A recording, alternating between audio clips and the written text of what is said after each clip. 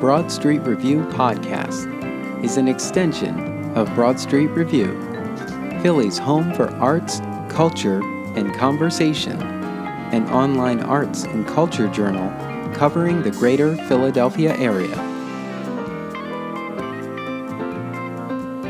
I'm your host, Darnell Radford. Today on the podcast, I sit down with Broad Street Review's Executive Director, Neil Bardhan, for a look back and forward for Philly's home for arts, culture, and conversation. Here is my interview with our Executive Director, Neil Bardhan.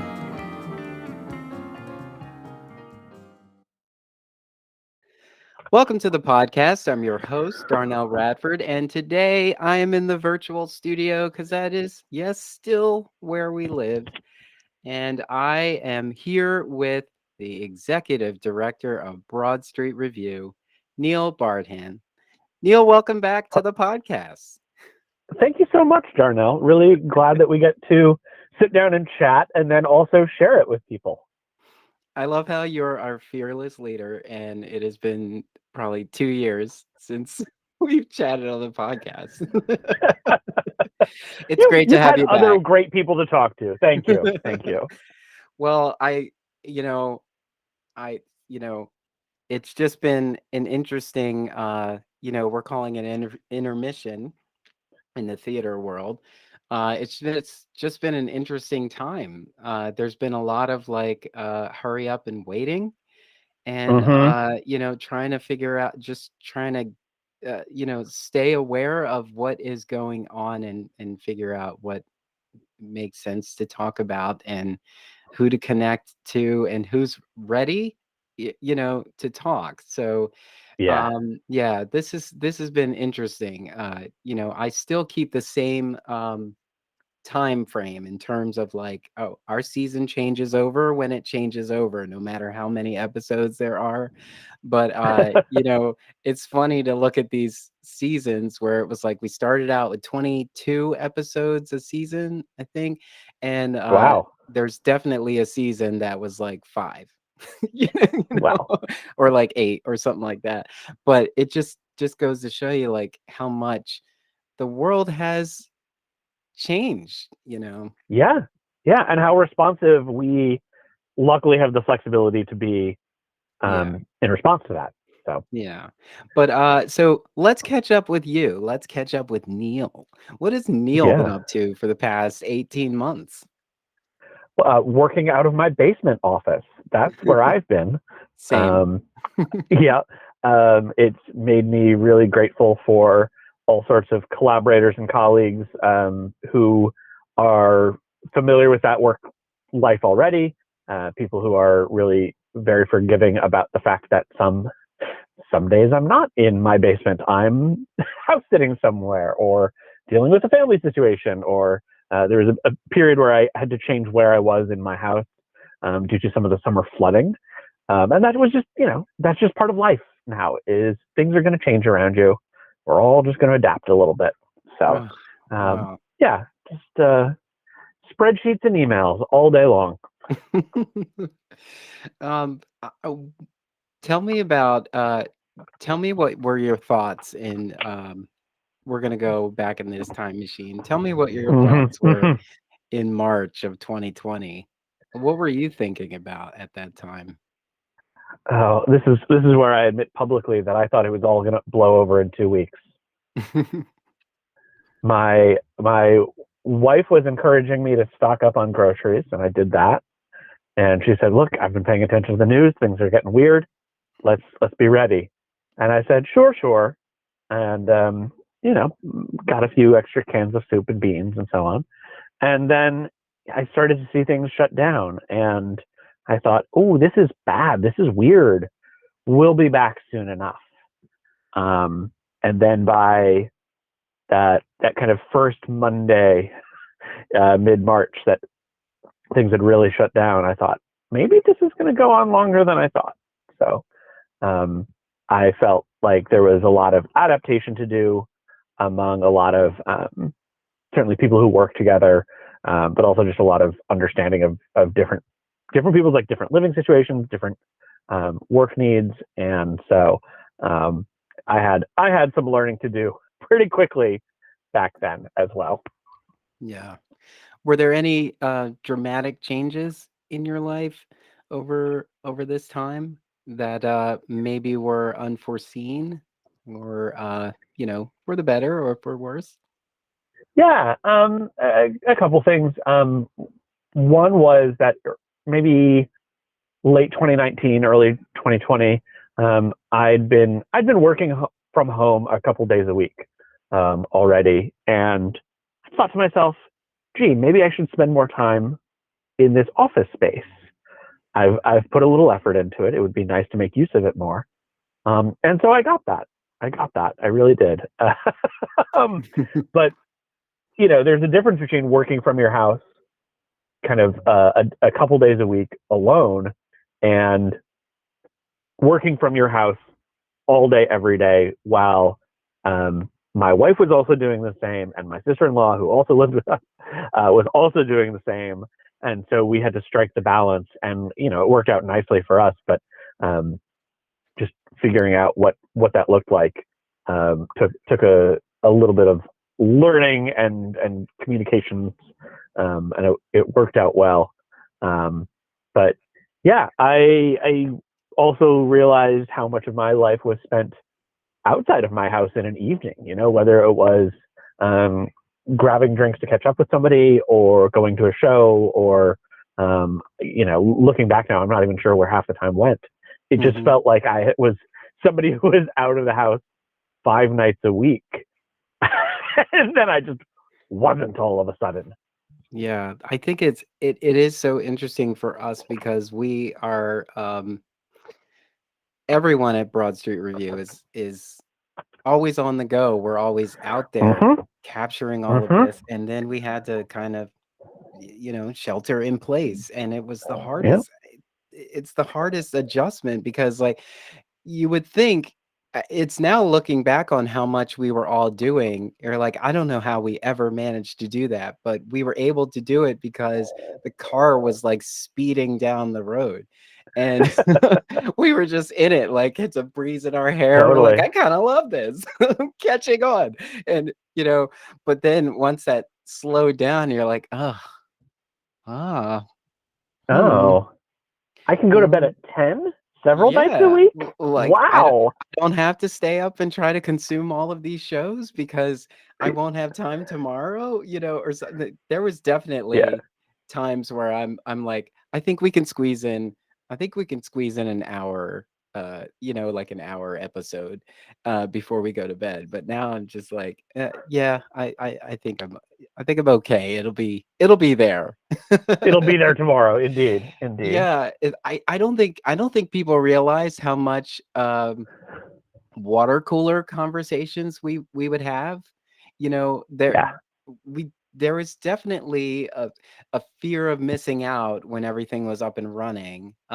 Especially when it comes to like, oh, we're getting great press on these events, and we're hearing great things about this and that, and it's like, oh, I got to be a part of that in some way, or at least some part of the conversation. But then there wasn't a conversation. Hmm.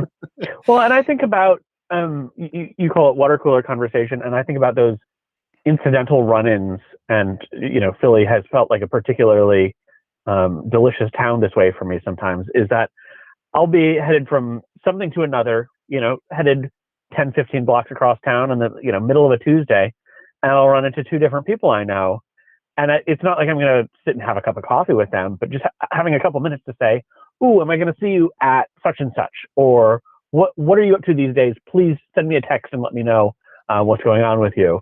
And we lost those configurations, right? Yeah. You weren't running into people anymore. Hmm. Yeah, and now when I see people, I realized, like I came home last night from seeing a show, and I said, you know what? I realized, I guess I'm an awkward person because now the conversations I have that are not in front of a microphone, I walk away from them going, that's kind of awkward. But it's because we're a part of this community that is expressive. We embrace, we hug. Yeah, like we're Mm-hmm. close, and we look forward. Like we'll cross the street for people we haven't seen in a while, but now it's just a long wave and maybe a pause. Like, how is everything? Okay, all Okay, right. great to see you. Well, Stay over yeah, there. okay. Yep, yep. And it was so interesting that I realized I was like, this is kind of like I used to be able to ride a bike, but I haven't rode a bike in so long. So now I need training wheels again. Mm-hmm. It's such an interesting thought process, as we are sort of ramping back up to that normalcy that will change. Yeah, It's indeed. it's not going to It get will. back. It's not going to be the way it was before, but it'll return to something that was familiar. Right. I've been thinking of it as we're not going to return to 2019, but we will find a new stability. Hmm. And I think Yeah, that was a big part of 2020 was just massive instability in so many ways. yeah.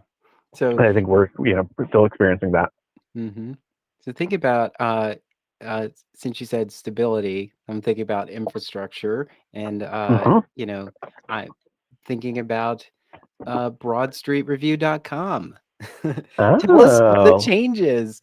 Tell us some of the changes that happened at broadstreetreview.com. yeah. I can go into any number of levels of detail on this, but our website has a brand new look and feel. We have updated the capabilities of the site to be more in line with kind of contemporary standards for what a website does within your browser, whether it's on desktop or mobile, integrations with other services. We've shifted our categories that we've published content in as well. That may be a thing that some people have noticed or haven't quite figured out what has changed there. But it allowed us to really, rather the planning process allowed us on staff to take a look at what was on our website, how did it look, how did it feel, how did it function, and then what do we need it to do right now, and then also going forward over the next couple of years or so. So it's been a really exciting process to be a part of because it doesn't just look better, it works better. Yeah, yeah. It definitely looks better. It's a Thank you. nice refresh. And it does Yes. feel, and it feels like a newspaper too. Right, right. In like the best ways, I think, Yeah. Um, yeah, and that was something that we were seeing over the years is, our look didn't feel as contemporary as it could. People could tell, and it just wasn't quite serving us the way it could be. And so the opportunity came up to do a big refresh, and we've taken advantage of it. And I'm really excited for where it's headed. Hmm. And what sort of changes happen to Broad Street Review that are kind of like under the hood that we can't see? Oh, things like our mailing list software has changed. Very exciting for some people, and it has a great deal Oh. of power behind it. But it's things like that, and having us think about our archive and its longevity as Hmm. well on kind of the web page side. Those are some of the things that have been happening. Yeah, definitely took some time to do that on the podcast side too. And I'm looking forward to populating the podcast section of broadstreetreview.com. Stay Excellent, tuned. excellent. Yes, We'll be there. yes. Um, I- so we did, we all sort of work remote. All the contributors of Broad Street Review. We had quite a bit of conversations over emails and chats. And I was thinking about you know, how Broad Street Review sort of approached, um, the intermission as we were in it. Mm-hmm. And can you talk a little bit about some of that? Yeah. The thing I'll say up front that I have been uh, able to say time and again in more private conversations usually is I give so much credit to Elena and Kyle for the way that they've handled all the shifts in our world over the past year and a half. Mm-hmm. I've just had countless conversations with them where they'll have a read on where things are headed and how to approach it. And all I can do is say, yeah, you're right. You're so much smarter than I am, and you are just really taking this through the best approach I can even imagine. And that would never have come to me. So thank you for handling that. And to be more specific with that is decisions to make about, okay, if there aren't, say, live theater and music and museum experiences to have, what can we have contributors write about? Well, we've always had articles about books, and there's music recordings, there's video opportunities, and so we got to take a look at what do we already cover, and then how are artistic and cultural offerings shifting in this moment, and how do we approach those? And so, luckily, there's been no shortage of cultural offerings, and people have been doing all sorts of neat things through the magic of the internet and also social distancing. Right? We've seen people do things in parks and installations where you can approach it on your own time. And I think that having our editorial eye towards how those things are shifting has been massive for us. Yeah. And you wear multiple hats in our cultural community. I want to get your thoughts on the cultural climate as it stands right now, as we are in October of 2021. What are your thoughts on how things will sort of shape out, or what are you hoping will happen as this season, I would say, continues to progress? Yeah, I would say overall I'm feeling excited, but cautious, but also intrigued. And I'll take that in kind of reverse order.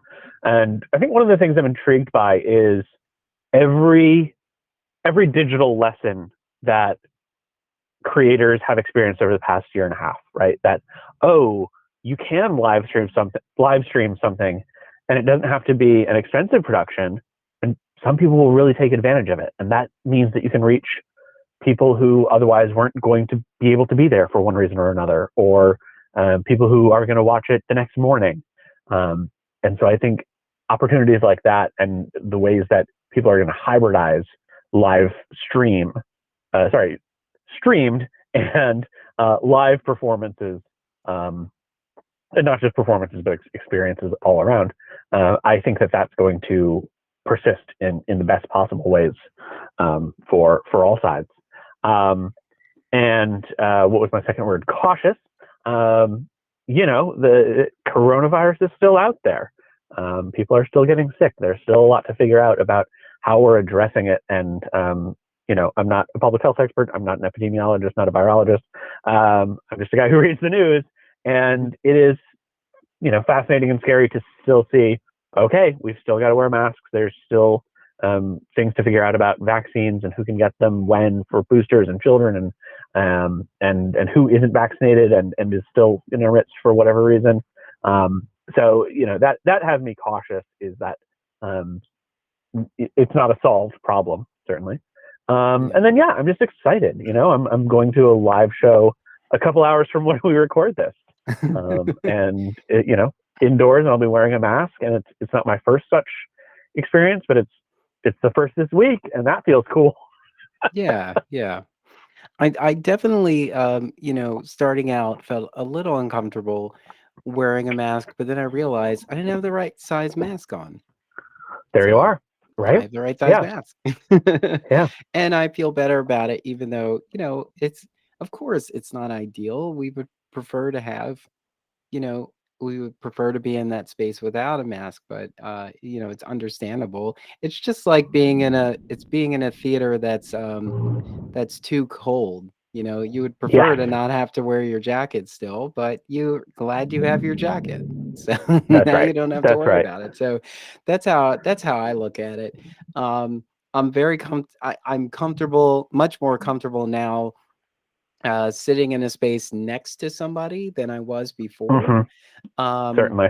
and I was fortunate enough to attend the art launch with the Philadelphia Orchestra, and Yeah.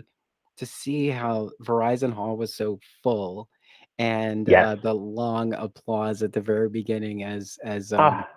as we welcomed back our Philadelphia orchestra. Yeah. It was such a great moment, and I lived for all of those moments. Like even on Broadway, as they were posting every pretty much everyone's like opening night Oh, I know. long Yeah. applause, those long moments. Like, it's great to be back. Yes. Yes, Yeah. The yes, give it up. sing-alongs and yeah, selfies of friends who were at shows for the first time in a long time. Yeah. Yeah, Oh, yeah. yeah. It's really it's very touching, Hmm. um, and a reminder of kind of how far we've come. Yeah. And so, uh, let's talk a little bit about some of the business parts of Hmm. Broad Street Review, because, of course, Broad Street Review is a business, and you know, we're in the business of promoting arts and culture and sparking conversation. And that was sort of a you know, a bit of a challenge for us. I hate the word pivot, but you know, we had to make some adjustments. And Exactly. you know, what are some of the things that you are looking forward to, or um, that could that our listeners can expect from the future of Broad Street Review? Yeah, something that we're um, starting up again in the next couple days at this rate, when we record this, is live events with our writers and supporters Mhm. together. We're having a get together for some of our staff and board members and capital F friends of BSR in a little bit, and that's cool. You know, we get to be in the same space. That's not a Zoom room, and just be around each other again without a particular agenda, and just kind of reacquaint each other, Yeah. reacquaint ourselves with each other, something like that. Mhm. That's why we have editors. Um, We'll run it through the yeah, editing mill. They'll work it yeah, out. yeah. Can somebody edit this podcast for how I speak, please? Um, yeah, and I think I can also say pretty safely that um, we are on the kind of capital organization side of BSR working on some cool partnerships with other local groups that will lead to a bit more attention on us, a bit more structure behind us. And some of that was kicked off 6+ months ago now, when things were still very, very digital and not yet in person. And I think that that's going to lead to some in-person activities as well. And again, some things that'll be hybrid, right? Where it just because you're not there in person doesn't mean you'll be missing out entirely. Yeah. And as we were all sort of rethinking how we were doing things normally, you know, before we hit record today, we were talking a little bit about social platforms, and Uh-huh. uh, I was wondering, could you see Broad Street Review expand to other social platforms? Yeah, I think that's always something to keep an eye on. You know, the landscape of social media platforms is constantly shifting, and I often think back to when I was managing our social channels, and I would ask others in the industry, you know, what do you think is next? Like, what do you think is coming down the line as something that felt new 2 years ago is already starting to feel old, or you know, corporations are taking it over, or you know, it's just not as cool anymore, and so nobody's paying attention. There's always going to be these shifts, um, and so I should hope that we end up on some different platform at some point. I don't know what that is, but it's going to happen, I'm sure. I think we should get a TikTok going, and I think our contributors should enter into some of these dance challenges. I think that would be So such a if you can explain crazy to me how to addition. do those, I'll be very grateful, because I was experimenting a year ago and it did not go beautifully. I'll put it that way. I just You think won't it. see those dances. Hey, what was it? Was it Thomas Jefferson Oh University yeah, Hospital? yeah, They had that amazing social platform where they were doing dances. I thought that was amazing. yeah. I just think I think it would be fun to be like, oh, and by the way, bet you didn't think we'd do this. uh, I I know that I'm not a great dancer, and I don't know if I need to broadcast it to the world. So, part of the reason that we haven't, chatted on the podcast for a couple of years now, well, Yeah. besides this long intermission, is that you got a lot of things going on. But before I let you go today, um, tell us how can our listeners continue to support Broad Street Review? Yeah, a couple different ways that are different levels of engagement. One on a purely financial note is become a friend of BSR. Donate $5 a month or $60 once a year, and you'll get various benefits. Some of those like live in person ones I was talking about, and then we're also always trying to expand what um, your relationship with BSR can net you in the larger world. And moreover, that's a massive way to support BSR. We really do rely on reader contributions to make a lot of our work just plain happen.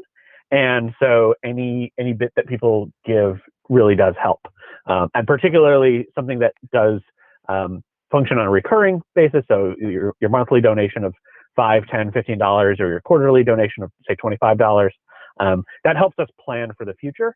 And being able to track that is really wonderful for us, and a great way to stay engaged with BSR yourself. So that's one way entirely. Another is to share our articles, share our work out there. If you're listening to this, you've probably read a couple BSR articles in the past week or so. What's one that caught your eye that you wanted to talk about later to somebody? Go ahead and post that on your social media, forward it to a couple friends and say, hey, read this the other day and it connects to what we were talking about, or I just thought of you. Any number of things like that can help.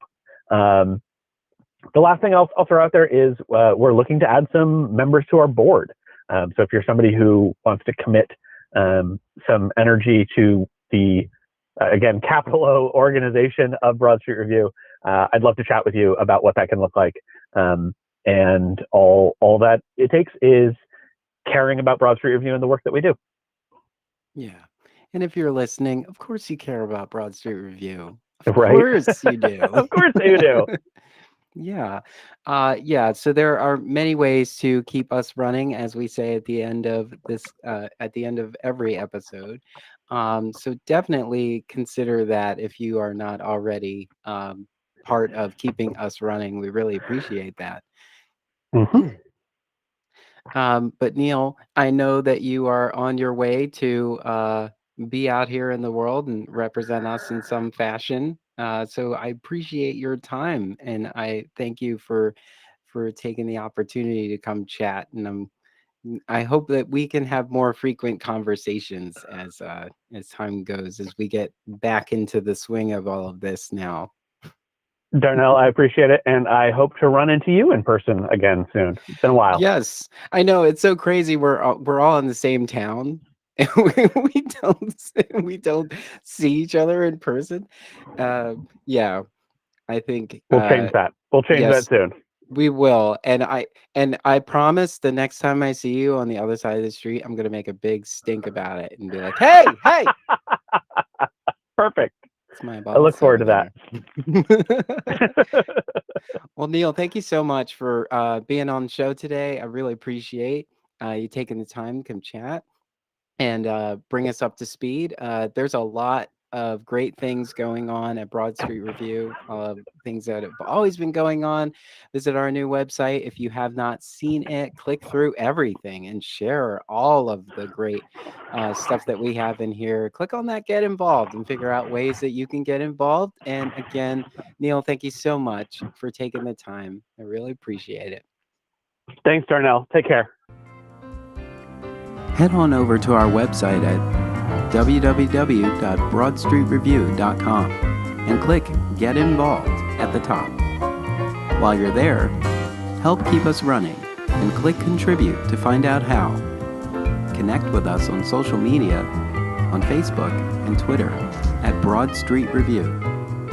Thank you for helping to keep the conversation going.